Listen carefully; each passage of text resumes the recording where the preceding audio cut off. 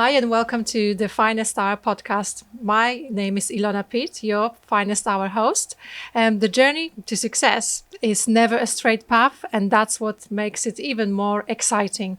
On the Finest Hour, we bring you stories of individuals who overcome challenges and achieve their personal and professional goals. Today, we have an incredibly accomplished guest, Dr. Roy Taylor, with over 50 years experience in engineering and manufacturing, and as a managing director of Malthouse Engineering for over 40 years. 40 years. 40 years, yeah. Yes. So Roy's unique approach to management has earned him recognition in the industry and community. And Roy, maybe you could tell us a little bit about Malthouse, just to start off with. Yes. Who are Malthouse Engineering? Okay. So Malthouse Engineering, we're flame cutters and grinders. So we have probably the largest capacity of an independent source in the country. So we have 14 lums and grinders and I have to talk in English now, so it's 36 inches diameter to 120 inches diameter.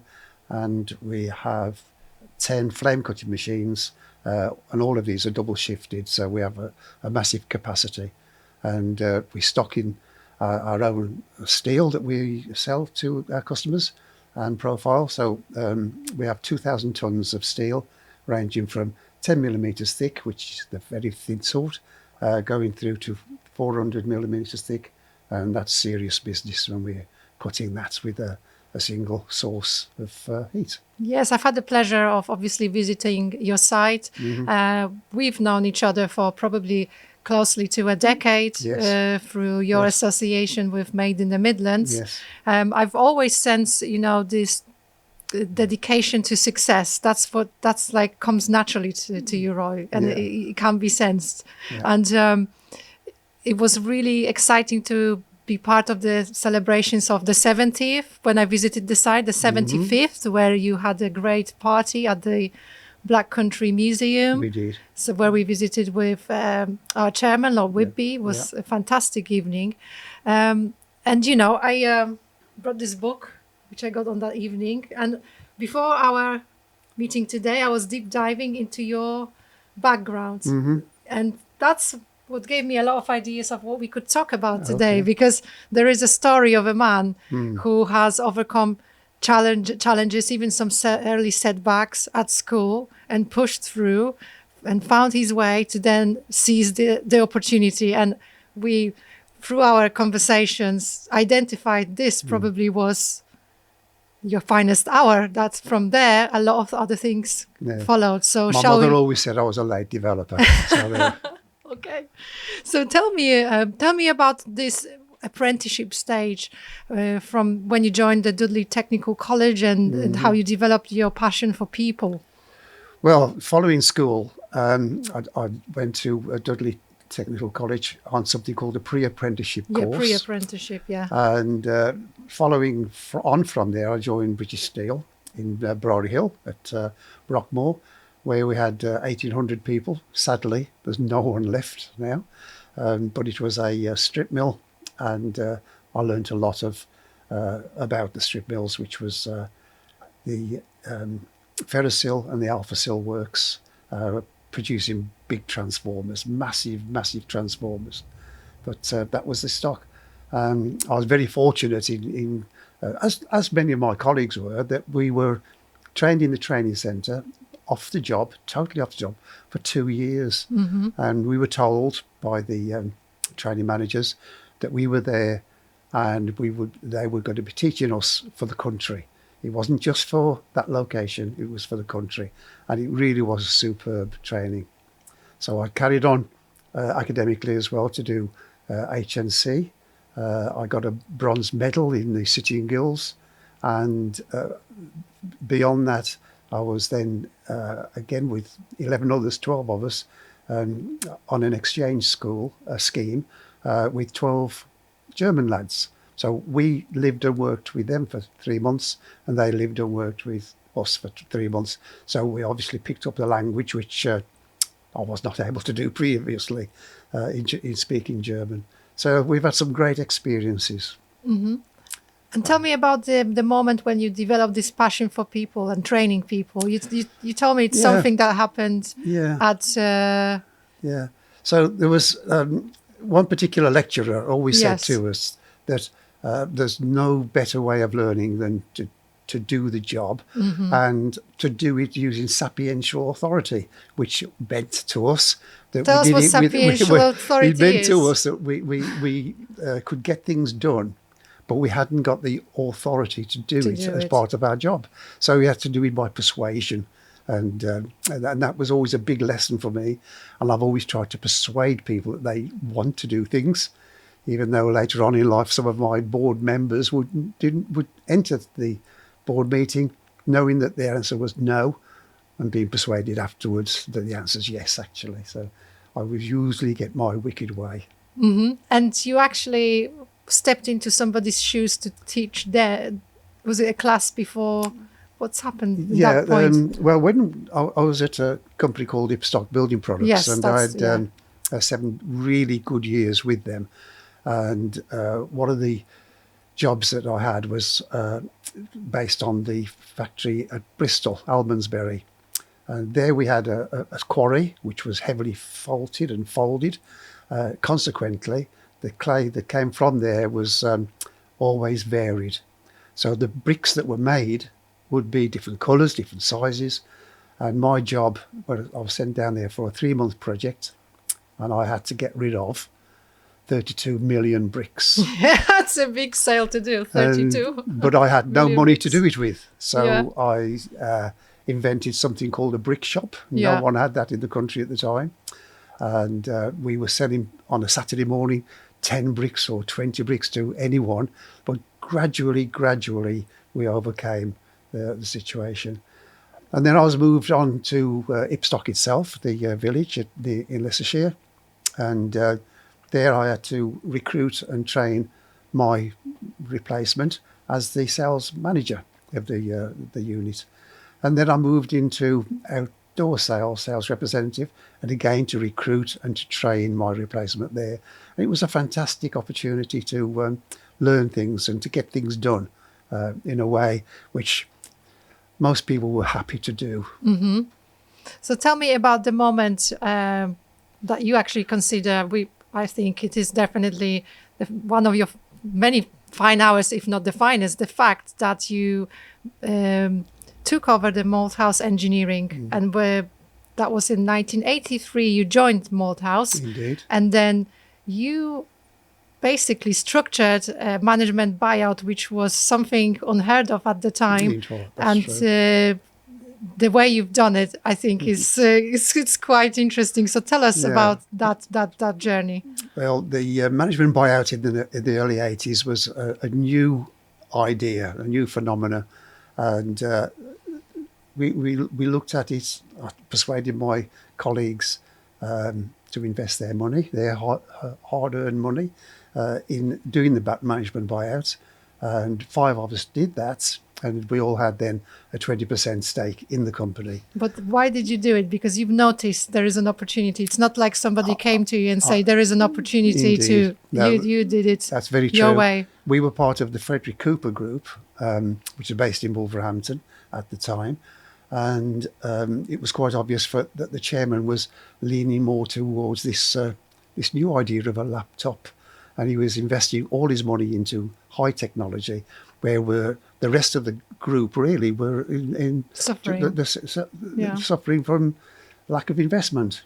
And so my idea then was to go to the best people that I knew in Birmingham, people like Deloitte's and Willis Caroon and the top flyers, and get their help in doing the management buyout.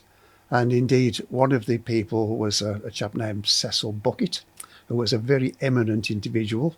Fortunate name, but he was a very eminent guy. And he sat with me and guided the conversation through that we had a really good deal from the chairman of Frederick Cooper himself. And we then set about setting up the company with all the expertise that we had in the Birmingham area, and did the buyout in 1986. Yes, and what was the condition? Because that's quite interesting for me. Well, What you done? the situation there was that the company had been starved of investment, Yeah. and we were going in with some ideas, and we really had to move it forward quickly. We were taking a £1 million company turnover. It's now £14 million turnover.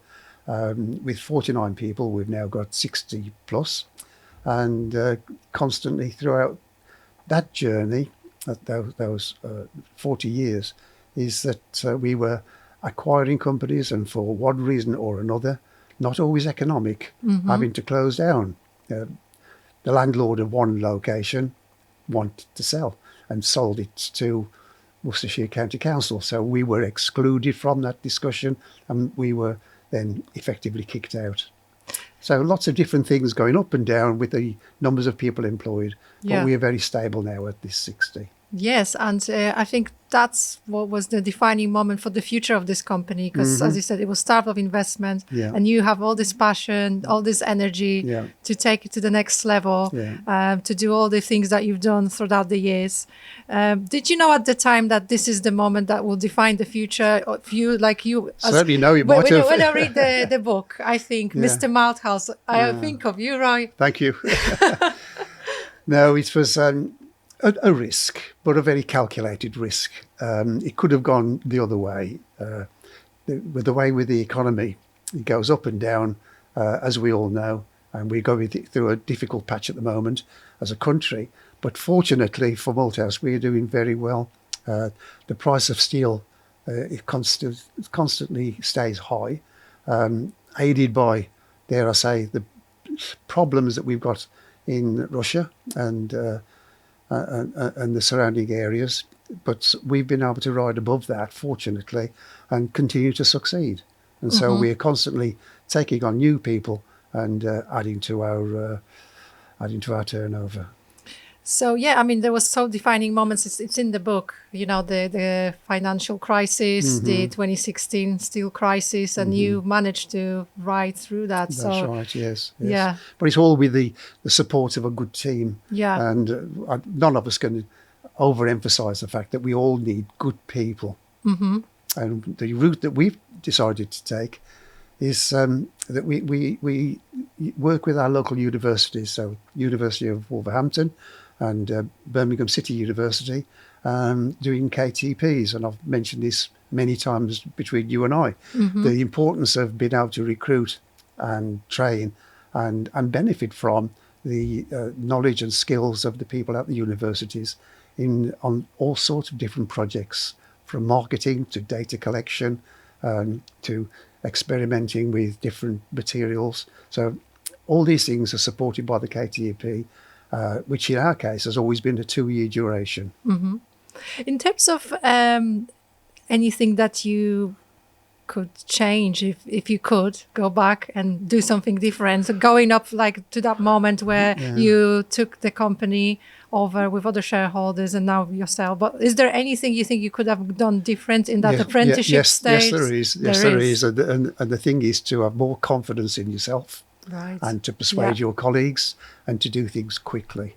And I think we are, as a nation, reticent in our approach to acquisitions.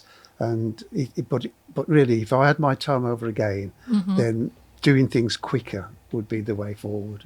Okay, that's interesting, because like I think it might be a recurring theme here from the leaders I spoke to earlier. And in terms of what this experience taught you, what did it teach you? How it impacted your life? The fact that you was presented with this opportunity, you seized it, and everything else that you were able to achieve afterwards. What did it teach you? Well, one thing is that doing the work that we have been doing with KTPs is that it actually gave me an award. The award was a doctorate. Oh, yes, of course. Honorary doctorate at the University of Wolverhampton. Yeah. And that was a defining moment for me. To have such an accolade was extremely unusual and very well received by me.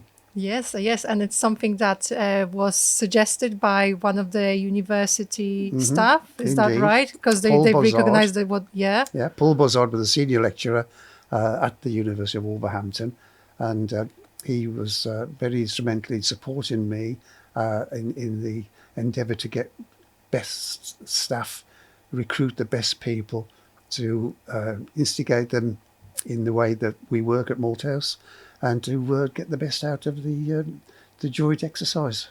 Yes. And it has been a tremendous success. And I've spoken many times of my pleasure in the way that this has developed over the years. Yes, I think you've got many KTPs under your belt, and Indeed. probably and some in the making now. And some in the making, Yes, yes. yes, And so we've never got one stops. at the moment on data collection and data capture, and that's working out very well. And that's got to be completed by September. I'm not sure if it sort of ties to my previous question, but is there any advice you would give to your younger self other than doing things quicker, having more confidence? Anything else you can think of? Not really. That is the essence of what we do. Yeah. And how about who you draw inspiration from? Is there any particular people? Well, obviously some yeah. of the academics at the universities are Yeah. extremely intelligent and very beneficial to bring into a traditional industry as what we are at Malthouse. We are a traditional flame cutting or metal basher, and that's what we do. We do it very well. We try to do it better than anyone else can do it. But the support we get from the universities is very well received, and they open up our ideas and opportunities that we would never dream of before. Yeah, so it's that strong link with academia It is, and always maintaining that. It is, and it really is one of the country's best kept secrets. I know every time we speak, you always remind me of what's going on and the next project you're working on. It's great, and you are a doctor for it. Thank you very much, Roy. Thank you. So that's a wrap of today's episode of The Finest Hour with Roy Taylor. His experience and wisdom in engineering and manufacturing and leading successful team has given us valuable lessons in leadership and success. I hope you find this conversation with Roy as enlightening and motivating as I did. So join us for the next episode of The Finest Hour, where we explore the stories and achievements of individuals who have made their impact on the world around them. Until then, keep striving on defining your own moments of success. I'm Ilona Pitt, your Finest Hour host, and until next time, goodbye.